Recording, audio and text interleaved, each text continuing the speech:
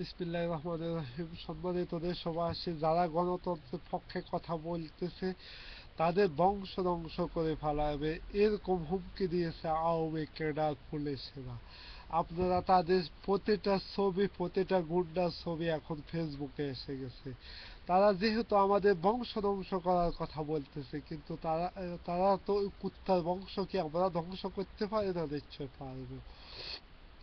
এখন আমাদের প্রতিটা শহীদ অপেক্ষা করতেছে আমরা তাদের রক্তের বদলা নেব, এবং তাদের উজ্জ্বল স্বপ্ন এই দেশকে আমরা গণতন্ত্র উপহার দেব এবং দেশ থেকে স্বৈরাচার এমনকি এমন একটা রাক্ষসী হায়ানা সন্ত্রাসের দলকে আমরা তাড়াবো।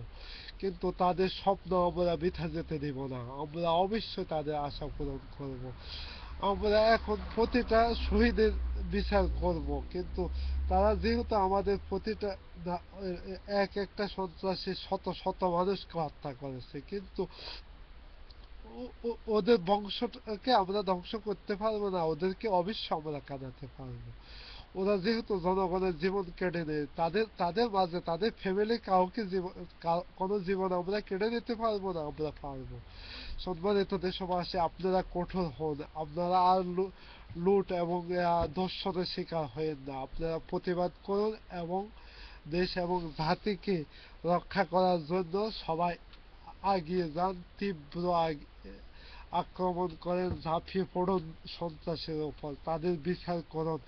শহীদের স্বপ্ন আপনারা আপনারা আপনারা পূরণ করুন এবং দেশ এবং জাতিকে ঘটার একটা সুযোগ করে দেন।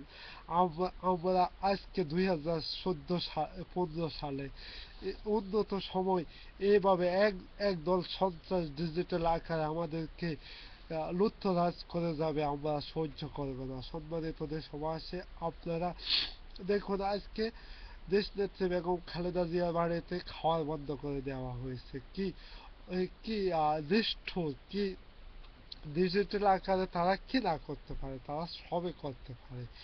আপনারা তাদের থেকে শুধু শুধু কয়েকটি সন্ত্রাসীদেরকে কাঁদাতে শিখুন, দেখবেন 2 দিনের মাঝে পালাই গেছে। আপনারা এগিয়ে আসুন, ঝাঁপিয়ে পড়ুন, শুধু লক্ষ্য করুন কয়েকটা সন্ত্রাসীর উপর, আর কিছু লাগবে না।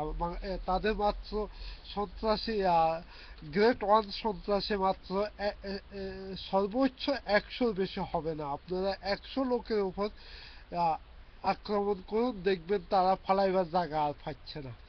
এই বলে আজকের মতো বিদায় দিচ্ছি। খোদা হাফিজ। বাংলাদেশ জিন্দাবাদ, বাংলাদেশ জাতীয়তাবাদী জিন্দাবাদ।